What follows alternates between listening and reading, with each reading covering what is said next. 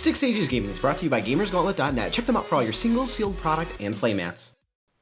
Hello and welcome to another Final Fantasy TCG set review, and today I am so excited to talk about Lightning.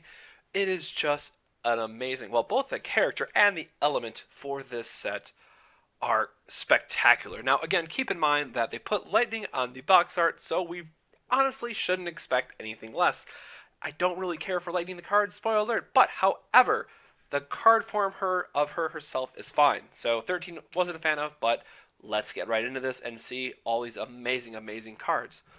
Right off the bat, 2-drop Red Mage. If you watch our other videos, having a 2-drop backup to play on your first turn is extremely important. So this already gets kind of a thumbs up for me. But then, Lightning, Dull, choose one for it. It gains haste until end of turn. This card is absolutely a must-play. Now, if you're playing the aggressive version of decks, obviously it's a 3 of. Even in some of the control decks, depending on which cards you're playing and how strong the effects are, I could definitely even see this as a 1 or 2 of, because giving something haste turns out is very, very good and in a game that is naturally aggressive. So, absolutely play this card. It is going to be good, it is going to be useful, and I see it being in pretty much everyone's deck that is playing Lightning.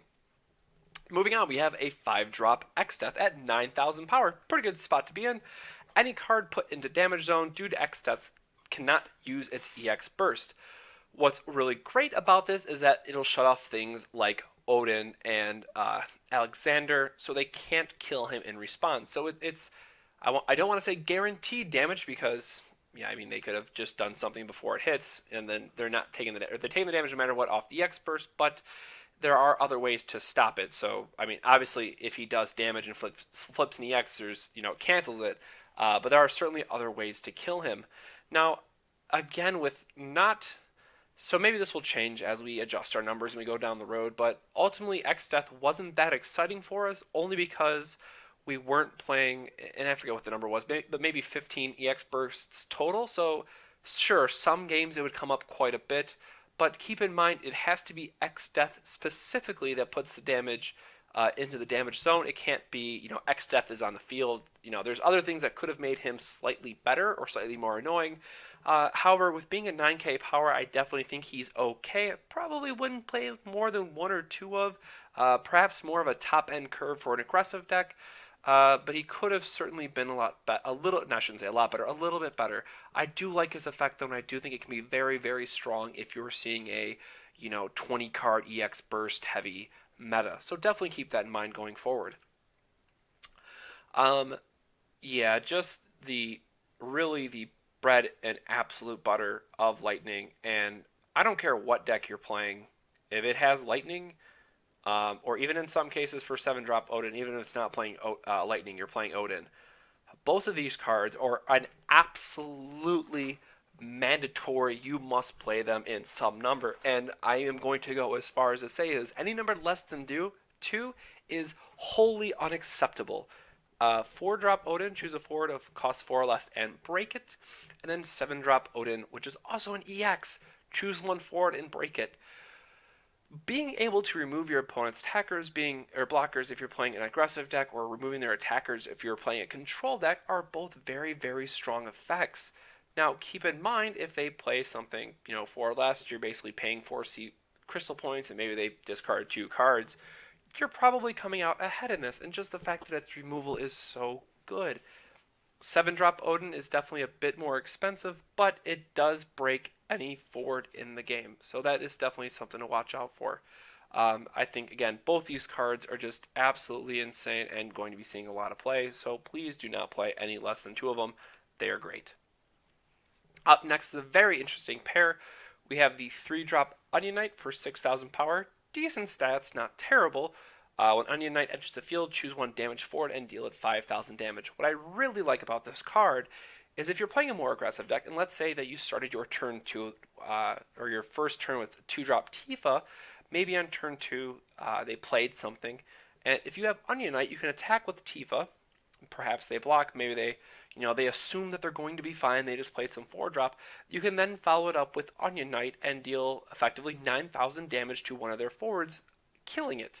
So you get to have a 6,000 attacker and be able to kill one of their forwards. So again, in the more aggressive decks, or if you really want to get super cheeky, you could play a Fire Lightning deck that plays Magus and this to deal 8,000 damage or something, which again is kind of that magical Christmas land number that you want to be at. And there's a lot of tricky stuff that you can do with this. Again, you might be asking, well, how do we damage some of our opponents otherwise? We have the 5-drop Orlandu, 7,000 power. When he attacks, deal 3,000 damage to all forwards and opponent controls, and you can give him haste. Now, again, keep in mind that the effect to give him haste is pretty expensive, but when he attacks, sorry, not enters the battlefield, they did change it. He used to be enter the battlefield. When he attacks, he's going to deal 3,000 damage to everything. So this is going to kill Zidane and some other things as well. So he definitely has some utility to him. Again, a little bit expensive at 7 or at 5 and 7,000 power, but he's still fairly good. I could definitely see him having some play if you build the decks the correct way. Up next we have Cain, 6-drop, so pretty costly for only an 8k, but he does have an EX effect. What's interesting here, though, so this card I still have mixed feelings on, but when he enters the field, choose one forward, it loses 5,000 power until end of turn. Now, again, I can't confirm this at the time of recording right away, but there is an effect where if they go down to 0 power, they are going to have the effect of being able to be broken. So we don't have that in ruling yet. However, let's say they have a Tifa, which is a 4,000. If you shrink it down to 0, we are assuming that it does break. So Cain does give you the option to have some utility in terms of being able to, if it just happens to be in your deck and they flip it early, you might be able to kill one of their guys. And then he has Dragoon's Pride for a special 2 lightning and dull, so quite costly. Then choose one forward, break it. Cain will not activate during your next active phase. So I've had a lot of discussion around this card, and the only way that this is going to be as good as it can be, and because again, it does cost 6, so it costs quite a bit, and it is an 8k. If you were to block something, and then Dragoon's Pride something else, and I mean, I guess it's technically a 2 for 2 because you have to discard a card, you know, that's probably about the best that Cain is going to be doing. Now, if you got to kill something off with his EX burst and got a little bit more value out of him, then sure, he definitely gains some bit of advantage, but I'm just not convinced that it's enough. I love the artwork. I think it's absolutely amazing, amazing artwork, but I want him to be good, and I don't think it is.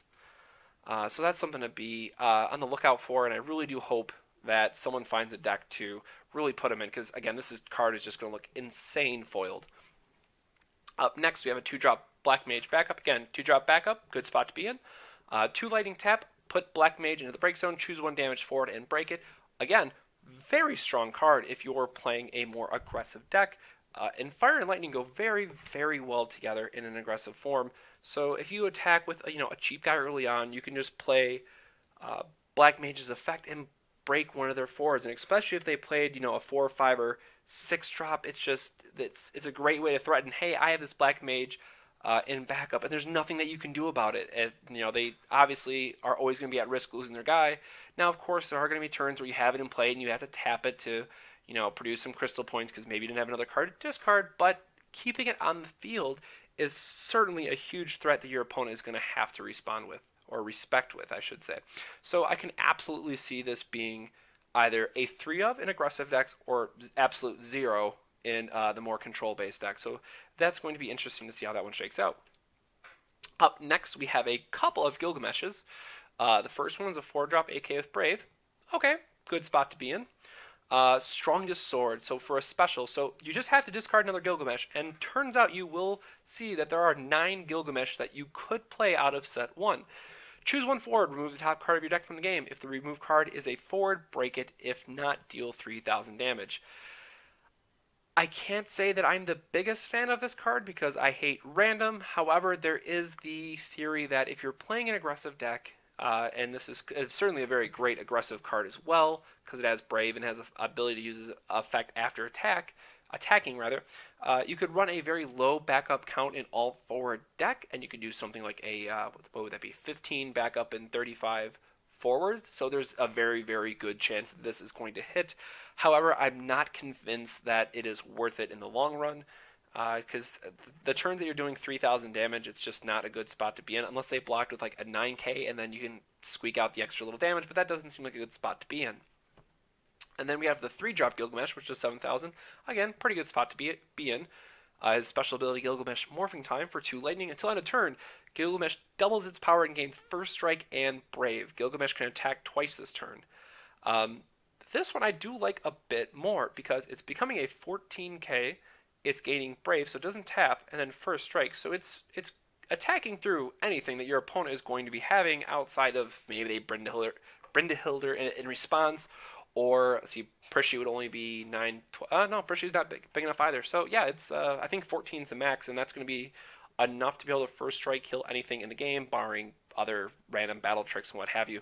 So it's a pretty solid aggressive card. I'm just not convinced that you want to be playing 9 Gilgamesh in the decks, because you'll see that they are kind of I'm not going to say underpowered, but they're unique. I guess that you could say. So I definitely want to build a 9 Gilgamesh deck just for the fun of it, but I definitely don't think it's going to be as strong as your more traditional fire lightning aggressive decks.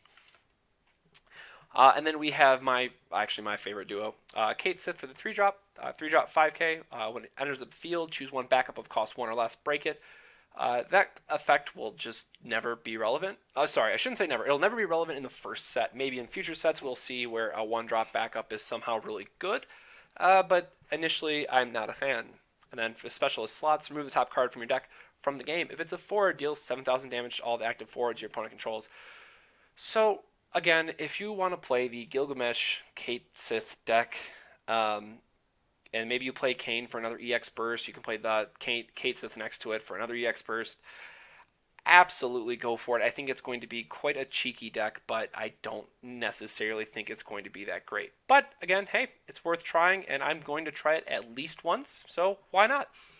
And then another card that I absolutely love is the 1-drop. It's only a 2k. However, when he enters the field, choose a forward opponent controls and dull it. This is a great card for 2 very different things. One, it's great for aggro because it puts a very cheap forward on the field that your opponent then must have to block, but it's going to tap something or dull it and get it out of the way for one of your attackers. So it can definitely help the more aggressive strategies. But if you also remember from our Earth video, you had Mustadio, who is a Earth backup that when he enters the field, you can break a dulled forward. And if your opponent is playing something like a light cloud that doesn't dull when it attacks, it is, trust me, is very, very annoying to play around, and they can effectively get around Mustadio whenever they wanted to, because they could just activate his effect after you have the chance to play something. Kate Sith gives you the option to at least, again, costly, requires 2 cards, don't get me wrong, but you could play Kate Sith, dull their forward, and then play Mustadio to break it. And you still, again, have a forward on the field, which can then chump block something on the next turn of your opponent's attack phase. So that's something to keep in mind as well. Again, overall, I do like it more in an aggressive strategy, but it is, it does have that little bit of play in the more control decks as well. So I absolutely believe the 1-drop will see play. In the 3-drop Kate Sith, I'm going to build the fun deck just to build it, but I don't think it's going to be good. Up next, we have 4-drop Sage, which is a backup. It is absolutely one of my favorite backups in the first set. Absolutely one of my favorite backups in Lightning, and it's certainly top 5 easily for me. When Sage enters the field, choose one character card in your break zone, add it to your hand. So keep in mind, you pay the cost, play the card. So even if this is your turn 1 play, you're going to be able to get one of the cards back that you just pitched. So it's effectively a 2 crystal point backup. And again, I said that's extremely relevant and something that you need to watch out for. Also, it allows you for mid to late game to be able to get back one of your characters that you had a special effect for, maybe discarded. Maybe you played that Squall early and you need to get a Squall back for another effect. There's a lot of utility that this card can bring. And again, if you're playing Lightning, you're probably also playing Lulu, which is a card we'll see here in a minute. So you're able to play all your Sages in a single game. And then just being able to recur those cards can be very, very good. Then up next, we have a 3-drop Duke. When Duke enters your field, search for a Knight. Not that great. There might be some cute things that go on with Lightning Water with the Knight cards. Specifically Job Knight, and the Knights are Job class Knight, so it does work out. But ultimately, just not that excited for the card, but could be something good in the future. Again, anytime a card has a tutor effect, it's something to keep an eye out for, especially if there is a special card with Job Knight. or knight as its job title. So that is something I'll have to double check. I don't think there is out of the first set, but there certainly could be missing something. A card that I want to love, so much, and I just can't. But Golbez. When he's put in the field from the break zone, you may search for up to 4 forwards of cost 2. You're thinking, okay, that's pretty great. Each have a different element, though, and play them onto the field. And their abilities don't trigger. So, down the road, when we have a deeper card pool, because if you go to FFTCG and you look up all the 2-drops that we currently have, it's pretty depressing. There's just not enough that we can be doing with this card. Currently, I mean, you can get Onion Knight out of Light, and that's probably one of the better things that you're doing, but it's not enough. So it's going to be very interesting to see how this card develops as we get more sets. That said, we also have some other options to consider, like Tifa would then gain haste when she comes into play so she can attack. There are certainly some benefits to it, but again, I'm just not certain that it's enough out of the first set. So please keep this card in mind. It might take 2 or 3 sets for it to actually be good, but it'll get there hopefully, because again, I absolutely love the artwork and I hope to see it in future sets where it can really start doing some good. Then for another forward, we have 3-drop Zalbog for 5. And again, I'm going to butcher so many of these names. I do apologize. When he enters the field, choose 1 forward of cost 2, break it. A bit more narrow. I would have really loved to have seen this card say 3 or less, but I think for 2-drop, I just can't say it's going to see play. And it's a 3/5, 3-drop 5,000, which means a bit under, so it's already in a bad spot to be. So again, probably won't see play, hopefully wrong, but it leaves a little bit to be desired currently. Seymour, which is apparently an amazing backup that I had originally missed. 4-drop, when Seymour enters the field, choose 1 forward, cost 3 or less, and break it. Absolutely is the magical number, and if for the only reason that Squall is a 3-drop forward that you just have to have an answer for, and especially if you're a more aggressive deck, let's say you're playing Fire Lightning, his Squall is going to be able to stop a lot of your attackers. So having Seymour to be able to kill their Squall off and still generate, some kind of resource on your next turn is a very, very good spot to be in. I'm having a hard time envisioning a world where Seymour isn't a 3 of. The other option is Magus, which deals 5,000 damage, so certainly the meta is going to shape up where one might be better than the other, but at least for starting off, I'm going to be playing Seymour because of how many great cards are at the 3 crystal point threshold. Up next, we have Summoner, just a vanilla 1-drop. You watch our other videos, I don't like them, please don't play them, they're terrible. Up next, 3-drop Summoner. Put Summoner into the break zone, cast 1 summon of cost 6 or less from your hand without paying its cost. In theory, this is a great card because it allows us to keep 1 backup active to be able to play a 4-drop Odin. Or it says any summon, doesn't just say Lightning, so then we could play Alexander, for instance, for free.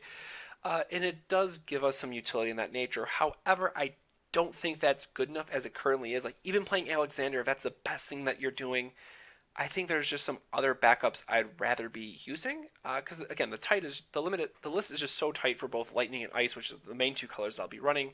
So I think Summoner could see play down the road where we have more 6 cost specifically summons, but as of right now, it falls a little bit short. The next card I just was mentioning, Magus, 3-drop backup.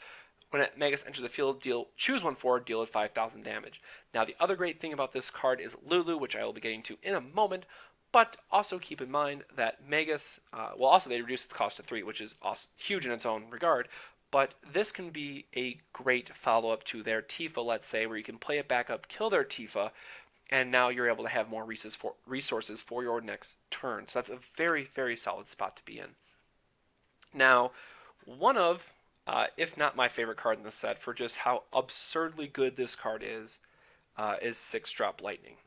When Lightning enters the field, you may search 1 card named Odin and add it to your hand. So 6-drop, 9,000, a little higher cost, good, okay spot to be in. You get to tutor for an Odin.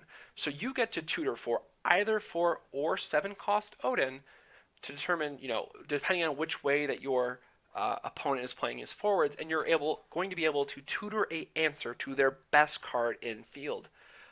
That was already a pretty good effect in itself, But then what really is just over the top, Army of 1 for a special and 1 lightning. That's it. Until end of turn, lightning gains haste. Alright, so she can attack when she comes into play. First strike, okay, first strike 9k is just amazingly good. It's going to kill everything except Prishy, I think, in the game, because she's going to have first strike and survive. Again, unless they have some battle trick. And then when lightning attacks, choose up to 1 forward opponent controls. If possible, it must block lightning this turn. So not only does she tutor for a kill spell, or get to search your deck for an Odin, which will kill one of their forwards, she then gets to say, I'm going to play my Army of 1 effect. I'm going to choose one of your forwards, and guess what? You can't do squat about it. I'm going to kill it, because she will have first strike. Now, again, keep in mind they could have their own Alexander, or they could have, say, an Odin to kill your lightning. That's fine, but most of the time when you're using this effect, it's going to kill whatever you intended to kill. Yes, it's a legend. I cannot wait to get my hands on foil versions of them. I certainly think this card is going to help shape the more mid-range or control decks, because again, it just does so much in the game state to help push you ahead. And keep in mind, it's not in this video, but it's in our ice video. They also gave us a Moogle that tutors Final Fantasy 13 cards. So you can look up for any one of the other lightnings in your deck for playing a 3-cost backup. So you get to play a backup, search for a lightning, perhaps this one. You then get to play this lightning, then search your deck for an Odin card, and then you're either going to naturally draw another lightning, or you might draw another Moogle, which is then going to find you a lightning to use her Army of 1 effect.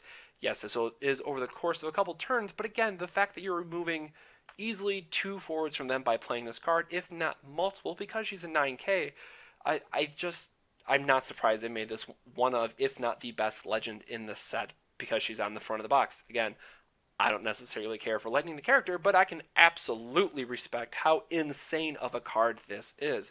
So I am very much looking forward to playing this card in every single deck in the near future that I play. On the same regard, if maybe you like the more aggressive plays, you have the 4-drop Lightning, which is also a 100% must-play card in your aggressive decks.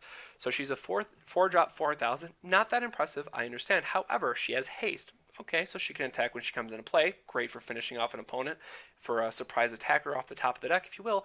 But when she enters the field, choose a forward your opponent controls and dull it. So even if your opponent thinks that they're safe, even if they think that they're going to have one more chance, one more turn, get to draw those 2 extra cards, you go, no sir, I am going to play Lightning, I'm going to dull your forward, and you are indeed dying this turn. So comboing, if you will, Lightning with the red Mage out of Fire that says another forward can't block, you are very quickly realizing that Fire and Lightning is a fierce force to be reckoned with, and I am very much excited that in this one element we have a very strong control card and a very strong aggro card, and it also happens to be the same character name, which is also cool in its own regard. But it's impressive to see what they were able to do. So kudos to Square Enix for these 2 cards, and there's certainly something to get people excited for. I really hope they give the similar treatment to other main Final Fantasy characters in future sets. The other token 1-drop summon, and that also has EX burst, is Rum. Choose 1 active forward and deal with 5,000 damage. Now please keep in mind it must be active. That said, I absolutely think that this card is a 3 of. Early game, it can kill a Tifa, which again, I keep going back to that, but that is one of the key turn 1 plays in red dot decks that they're going to have, and it's nice just to have an answer. You're either going to be able to kill it outright, or you can just go, oh, I took a damage, but then I flip this, and I'm going to kill the other card you played. Again, it must be active, so you can't kill whatever they just attacked you with unless it has Brave, but it is most certainly a nice follow-up if they play 2 cards on that turn, and you can kill the second attacker before they attack you. Absolutely wonderful card. I can definitely see more of it being played. A card that I really liked early on when we were playtesting, but a card that unfortunately has just fallen out of favor for some other forwards that just kind of were a little bit better than it. But we have Ramza. For each backup you control, she gains plus 1,000 power, so keep in mind a total of plus 5,000 to be a 10k, and then for Shout, so discard a card of Ramza and its name, and 1 lightning until end of turn, she gains plus 2,000 more power, haste, and first strike. So this is another card that can just be super aggressive and really help with that first strike damage.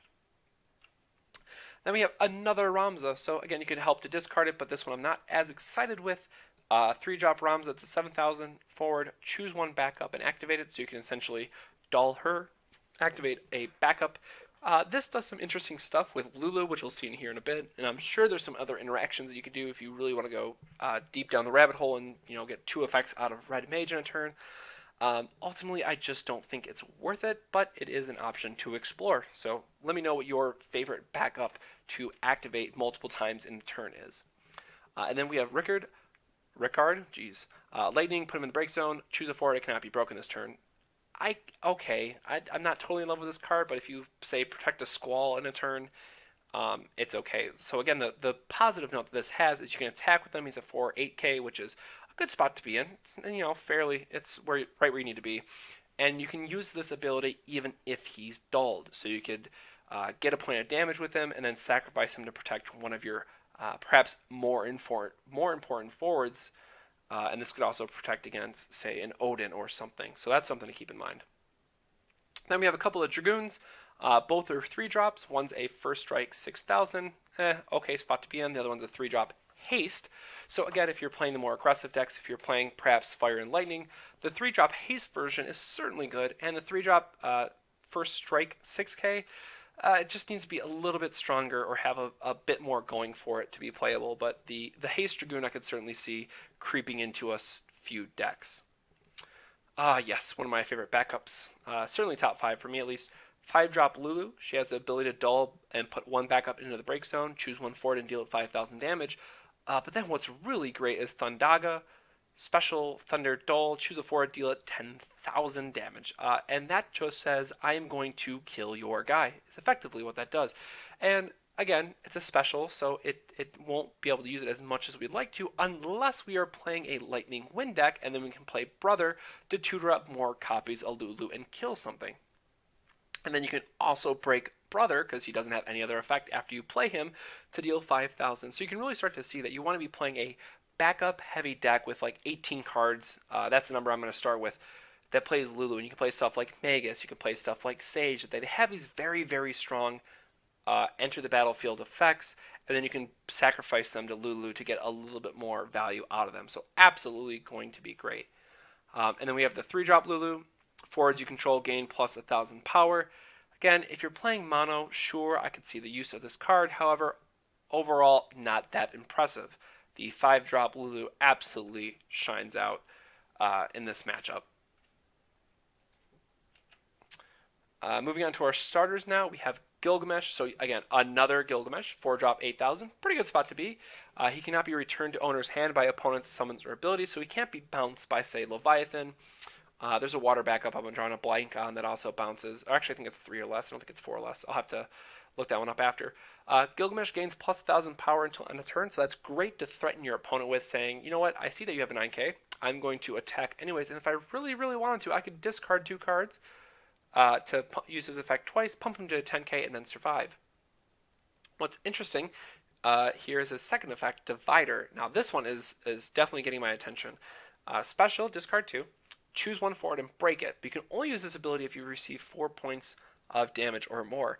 So if you think back to our Earth video, we had Gabarinth and both Dark Knights that also said, hey, if the more damage that you have dealt to yourself, the stronger that these cards get. And I definitely think that Gilgamesh also kind of fits this role. So that's something to keep an eye on. I'm not sure if I'm going to call it the Threshold deck just because I don't have a better word for it.